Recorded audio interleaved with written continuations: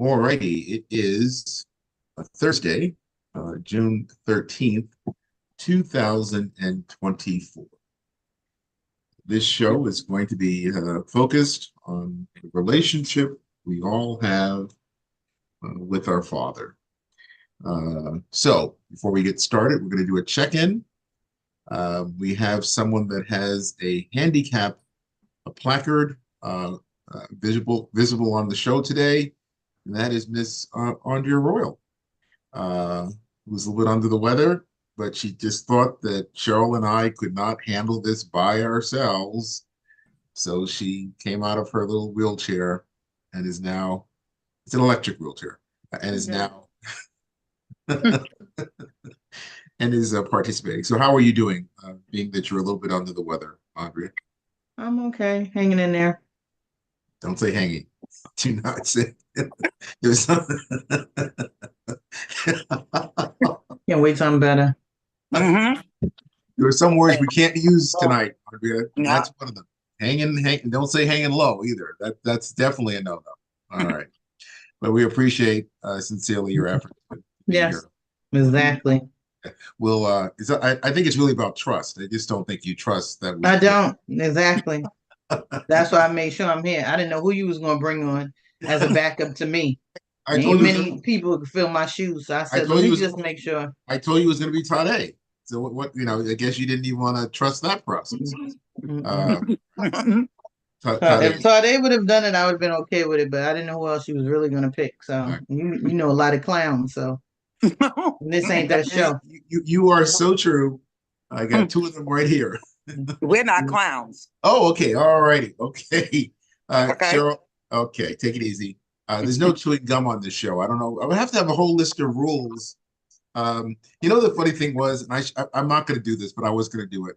I was one day going to come on with red lipstick so I could fit in with the group here, but I just thought.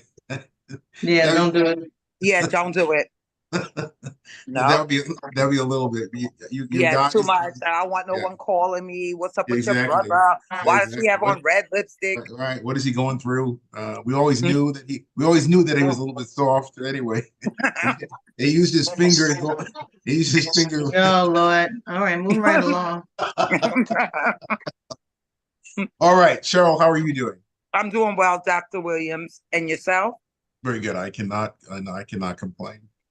Good. So, okay, because you don't want to hear it, right? And why is your head tilted? Does that help alleviate Pain in the shoulder. Oh, right. Yeah, because the noxious gases and okay. All right. So why don't we start talking about fathers as we get ready to celebrate Father's Day this coming Sunday. I think at one point we talked a little bit about fathers, and that didn't go well because I was pointing fingers and raising concerns and was told to shut up. Lying. Yeah. So I made a mistake. But in all seriousness, what are your thoughts about the relationships we have with our fathers, and what do you think its impact on us as a person, whether we're able to have the personal relationships with our fathers or not? What do you think its impact is? Well, for me, my father passed away when I was very young. I'll say 5 or 6 years old. I don't remember a lot of things transpiring between us. I believe, I don't know, because I was 5 or 6, so I can't say I was a daddy's girl. But I remember being in a house with him and taking me to his job when you can bring your children to the job. He was a MGM camera projector person.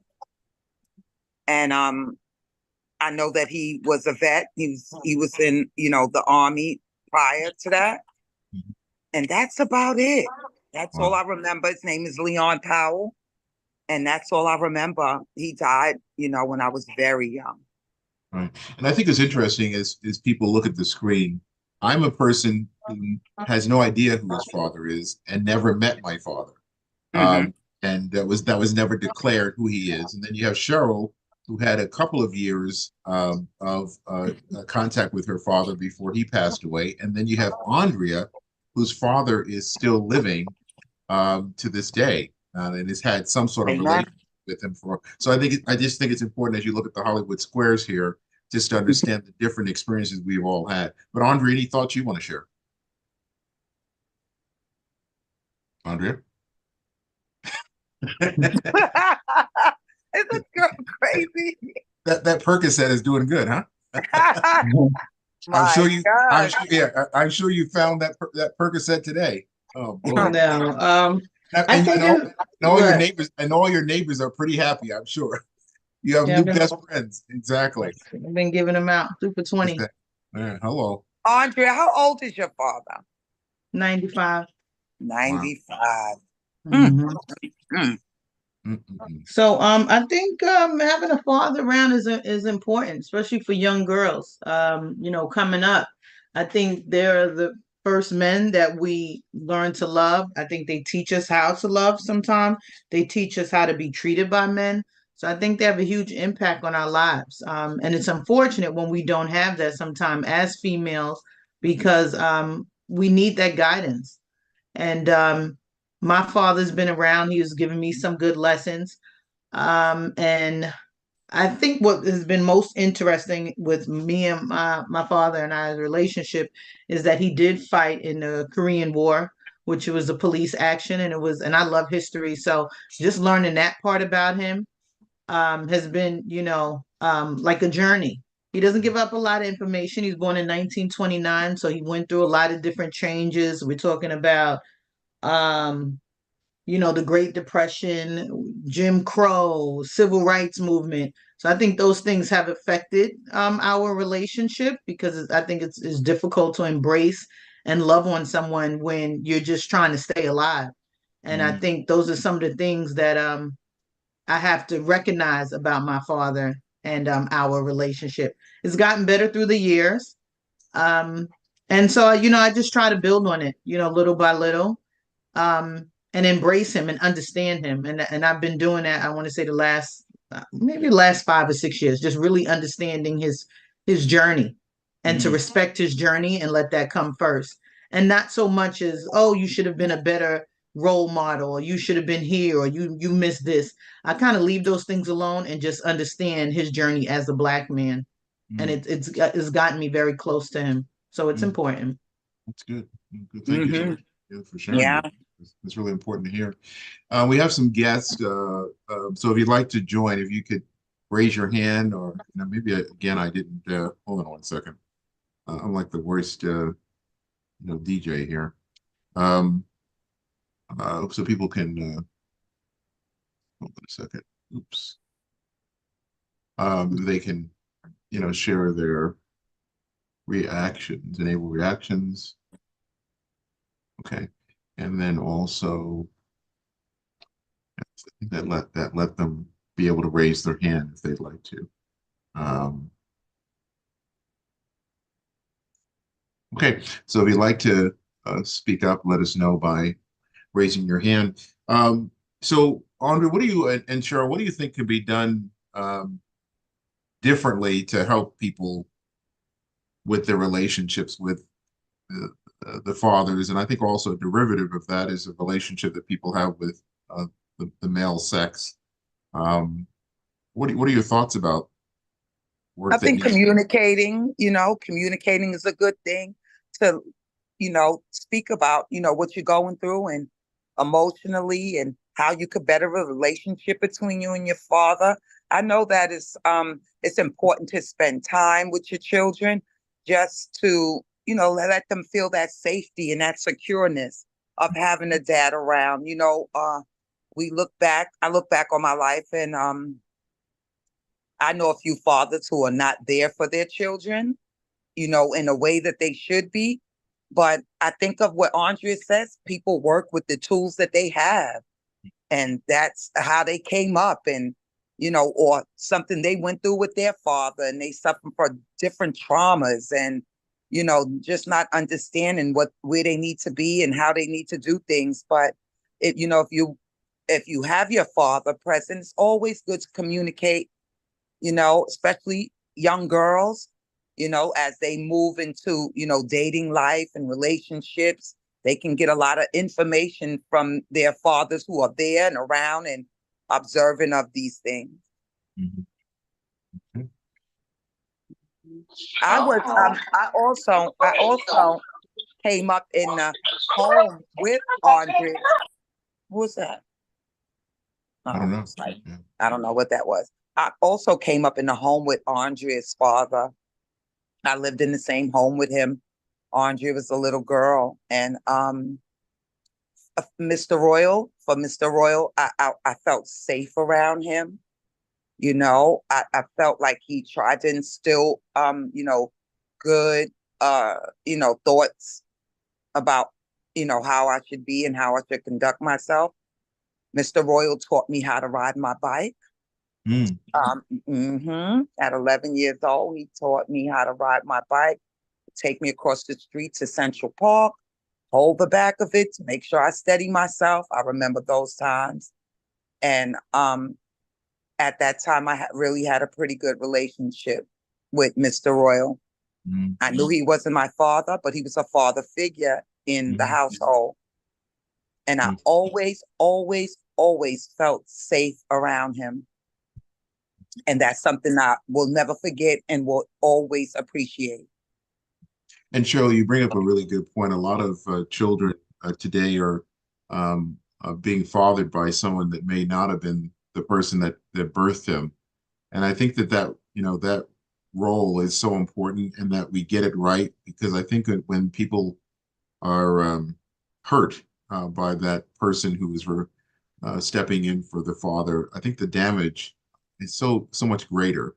I know a lot of times people are very fearful of their children and the non-father having a role in the kid's life, and what does that look like, and especially when it involves the opposite sex. I think there are really some grave concerns that people have, and some really sad stories there. So I think it's really, to hear your story, and that was a positive experience. I think it's really good to hear. Sadly, we hear lots of things that are just just the opposite of that. And that sometimes I think it limits women with children from possibly having a relationship, because they're so concerned about what may happen if they have a female or male child, but definitely a female child. What could happen, what could go wrong, Right. with some boundaries there. So it's a tough situation. So when someone gets it right, it's important. Andrea, do you want to say something? Yeah, I actually have my father on the phone. So we are going to see. Go ahead, Daddy. You're on the show. Can you hear? Can you guys hear? Yes, I can. Yes, we can hear him. What would you say? Tell us about your experience being a father. Well, first of all, I'm grateful to God to be a father. I have Robert Royal, who's the oldest child, and I have Andrea Robbins, who's the second youngest child. My daughter has been successful in her endeavors in business. She's done a lot of work, and I'm very proud of her. Thank you. Do you like being a father? Do I like being a father? Yeah. You love this? Indeed. Huh? Indeed, I do. You do? I enjoy every bit of it. Okay, Every good. bit. What would you have done differently if you could do it all over again? I don't think I would have done anything different. I would have lived my life just the way it was years and years ago. I'm almost 100 years old. I'm short of being 5 years from being 100. That's a long time. Yes. So I've seen a lot of changes in the world. Yes. And I'm grateful for everything that has happened to me. Okay. I didn't have it I didn't have it easy when I was younger. I had a very difficult life Yeah, that I did have. yeah. And, And you still made it. Okay, good. Well, thank you for joining our podcast tonight. It was nice to have you as a guest. Yeah, thank you, Mr. Royal. Cheryl said thank you as well. and Reverend Royal, we thank you as well. So thanks for calling in. Okay, so he hopes to see everyone soon. All right, Daddy, you have a good Amen. night. Mhm. Good job. Good night. Good night. Mm-mm. That was pretty cool, Tree. Yeah, we had a celebrity on tonight. Yeah. Reverend Robert Royal. Wow. And Andre, Yeah. do you feel that sense of fortuneness? That's the correct word. Yeah. When to have as your father said, a person who's almost 100 years old that's still involved in life and still cares and still has his faculties. Sometimes your parents get older and they're like, "Who are you?" And you're Right, right. Not my father. He'll call up and be like, "You bringing the food you said you was going to bring? You said you was bringing me Spanish food with black beans, or it's 5 o'clock. You late." So yeah, he still writes. He still gets out. He's still very active in his community. He goes to church functions. He still preaches. He gets around. But I believe that it's all because he has an extremely strong wife, and she stood by him for so many years. I think they've been married close to 50 years now. So she keeps him alive and she keeps him out and about. And I think that's the main reason why he's here. His push and his wife just supporting him along the way. So he's very fortunate to have her in his life. Extremely fortunate. Wow. Extremely fortunate. Amen. That's good. Yeah. And we see a lot of challenges in our society when it comes to families and relationships and the role of the father. What are your thoughts about some of the things that we see? Andre, your situation is where it's gone, it's gone right for the most part. What are your thoughts about where there are some challenges, and what is it that relationships need to undergo to make them stronger? I think we just got to support one another. And I think we just have to, especially if you're the mom kind of taking care of the kids, I think it would be nice. I know you and I spoke about that. And sometimes you really just want that person that you had a child with just to say thank you. I know I couldn't be there for you the way I should have been or the way you may have wanted me to be there, but just thank you. And I think that would go much further. And I think the same for a man, maybe he's experienced some challenges. And I think, being a female in a relationship, or the mom is saying, you know what, I know you're going through some changes. Just come and get her or come and get him. Just spend a little bit of time with him. It doesn't always have to be some monetary relationship to keep it going, but just come and get your daughter or just come and get your son, and I think that we have to do that on both ends. And I think, Cheryl and Andrea, I think that's something we've talked about is lots of times when people get into other relationships with people and move on from the original relationship, that your expectation and encouragement is for that person who's with the person now to encourage them to continue a relationship and not give them an ultimatum about it's me or them, that your feeling is that it's so important that they don't drop their previous family relationship children. So you can finish that. Yeah, I mean, exactly what you're saying. Sometimes we do get in relationships with men and they have their other families that they left behind. But I encourage those relationships. Don't leave your kids behind, and don't think you're gonna get with me and say, well, she was this and she was that and she was horrible. Well, she's still with the kids, so she can't be that bad.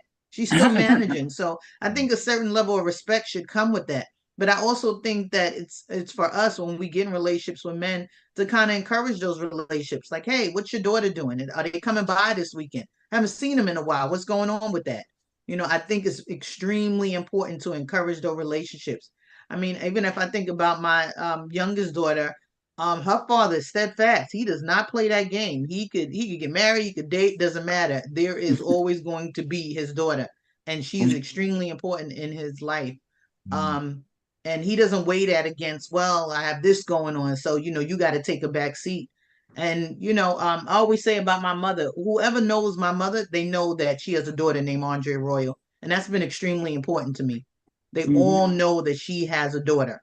Andrea, this is not the Mother's Day show, so I don't know I where know, but it's just as important that you acknowledge, no matter where you are, that somebody says, "Oh, I know you." Like, even, hanging out with Cheryl, her friends will be like, "Hey, Dree," and I'm like, "I don't know you," and they be like, "I know you." So, it's important just to kind of let everybody know who's in your life and who holds a significant role. And Andrea, I think the part that you don't understand, lots of people, people know you as well through me because I tell them how they should feel sorry for you and the issues that you're contending with, and the problems that you've overcome. So it's really out of pity. It's not like, oh, it's not like you have notoriety and you're so important. People feel sorry for you. You don't. Well, they should feel sorry. You don't see when they come with their head. They come with their head down and they give you like $5. Hey, are you? Well, they need to raise it to 10. Yeah. You didn't take that last job that you was offered, so I have a problem with that any doggone way. I know. Jesus Christ. Oh. That would have been a nice Father's Day gift. Exactly, for everybody. For everybody. Exactly. That's how far. Who is your? Yeah. Who we would be asking? Who is your daddy? Exactly. Exactly. We could answer that question. So, what do you think about being a father, Nat? Like, how was your experience? You know what? I've been able to achieve a fair amount of things in life, but I think the most important thing for me and the most important recognition that I've ever received is when I told someone my story and not knowing who my father is. There's no name on my birth certificate. So we all of us were given the same last name, but we do not have the same father. My mom just used the Williams name, which was the first guy that she had children with, and everybody else, the first two were given Lewis. The other 10 were given Williams, even though that probably is not who our father is. But the best compliment a person has ever given me is that if you were a person without a father in your life, I can't see that. That to me was the best compliment I've ever received. Is that I think sometimes that clean slate allows for you to make a definition in a way it didn't exist before. So I have people that refer to me in a parental father figure that are older than I am, which I'm like, I know our families can be a little jacked up, but I don't think we could be as jacked up to have someone, your daddy, who's younger than you.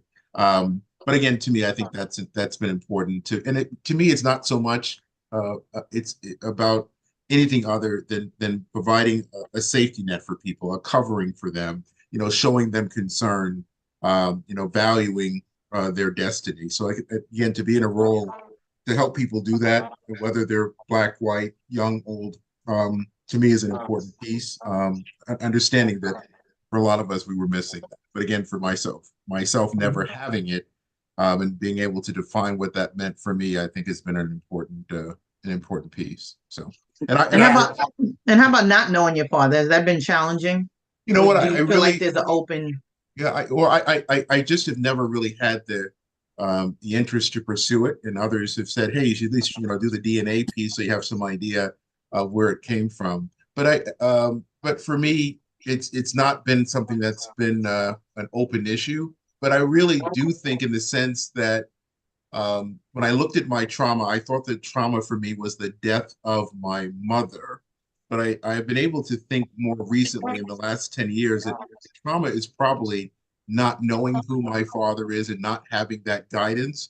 Because often what we do is we blame the person who occupied the chair. We often don't do anything with the person who left an empty chair. And often it's the empty chair that's the issue. And I think that it begins to explain why I'm so concerned about people and wanting to provide that safety net, because that's probably more of what my trauma is, as opposed to what my mother was not able to complete. But my father never even started anything. He was just never there. So I think it's an issue to be to looked at. And the funny thing, I was doing a training the other day, and I've been trying to work on it, but I will bring up a dead person's story in about 2 seconds, and then every 2 seconds after that, when you're doing training, and one of my colleagues said, "Hey, you bring up dead people's stories often," and I think so. A lot of times when we look at what's going on in our life, yes, maybe the death of my mother, it may be the absence of my father.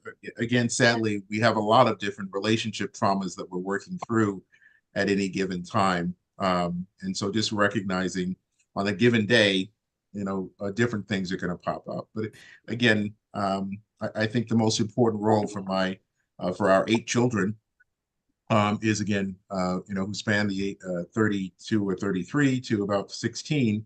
That to me is the most important role, and really critical, that I try my best to get it right. And again, with with that many children, you're probably not going to get it right with every one of them, but you die trying. So was this something you would try to pursue at some point, like trying to find him? Because I'm it's not not surprising. Could he be alive still? Yeah, and yeah, some friends of mine took me to a palm reader, and it was so you know funny. I do that. Really? Okay. Put your hands up on the screen. And this palm reader was a real special one. And we were like looking at each other like, oh yeah, this is really goofy. And then she said to me, oh, and your father, oh, he just died 2 years ago in Maryland. So after hearing that, I didn't have any interest.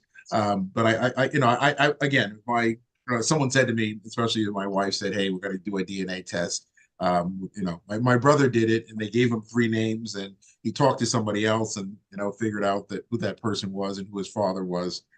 So that helped him to become more complete. So I'm not adverse to it, but it's not on my top 10 list of things to do. I think it'd be good to pursue. You just never know. My what father's 90. What do we find out that my father is your father? What are we going to do? I'm hoping that, because it's okay. It's sisters and a brother. Exactly. It fits right in. I mean, exactly. It would be no big deal. You always preaching. Maybe you are related. Yeah. Long as Tade's not related to you. That's exactly. And the funny thing, at times I've looked at pictures and I'm like, Tade, we need to find out where your father was. Because, but again, I hear you, Andrea and Cheryl. Again, I'm not adverse to it, so maybe that'll be a task that we put together sooner than later. Yeah, my father never met he didn't really know his parents. So, and for me, that's been a void, because when people talk about their grandparents, I always feel like that's just a place that I've never been or experienced. And so I would love to know who my father's mother was and have some history on her and his father, but there's like a whole side that's not there. And Audrey, you bring up a really good point, and that's one of the challenges that I experience as being a father. Is I really don't have that to give to my children, a grandmother or a grandfather. And then on my wife's side, Tade, for a couple of years we had, of the children's lives, we had the grandfather, and then he passed away. So they really only have one grandparent. It's really nice. They've developed a wonderful relationship. She was here recently, and she's always ratting out the kids, like, "Oh, you should tell them to do that." And so they're having, on day 3, they're like, "Is Grandma going home?" And calling Ubers for her. We had like 3 Ubers out to bring one person back to Brooklyn. Exactly. But again, I do feel that a little bit of a loss for them, that they don't really have grandsons. Yeah. And it's important, because I see the relationships with my daughters and their grandmothers, or with their grandfather, and it is a different type of connection. It's definitely a different type of connection. So, it's my hope to one day maybe do, and I keep saying I'm going to do it with my own father, just to find out, where he's from, and, some history, because some people look at him and say he looks more Caribbean.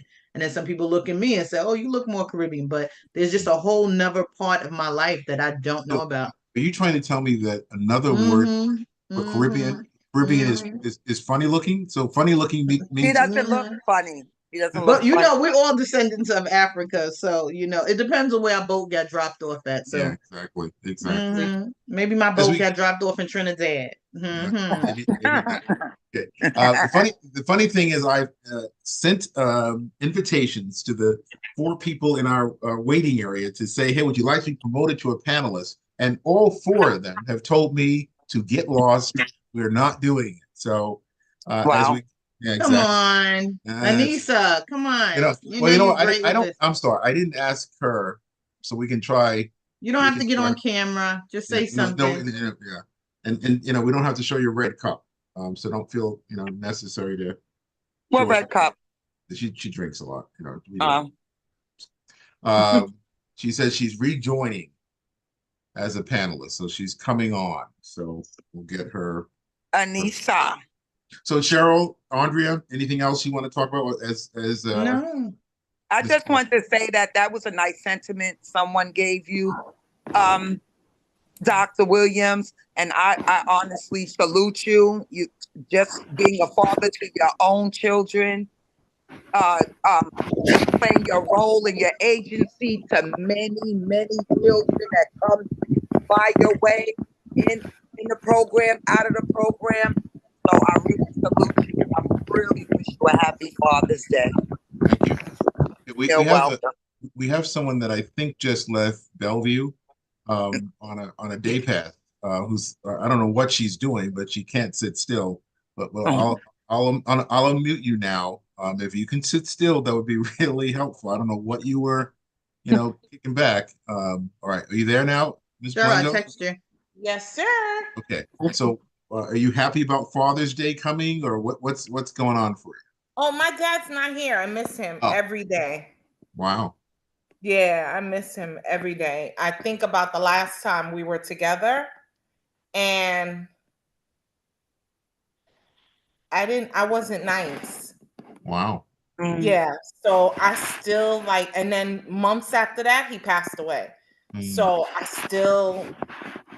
was able to mend the relationship, but I still took too much time being angry at him that I wasn't able to enjoy his little bit of time left. Sure. Let's do this, Miss Blanco.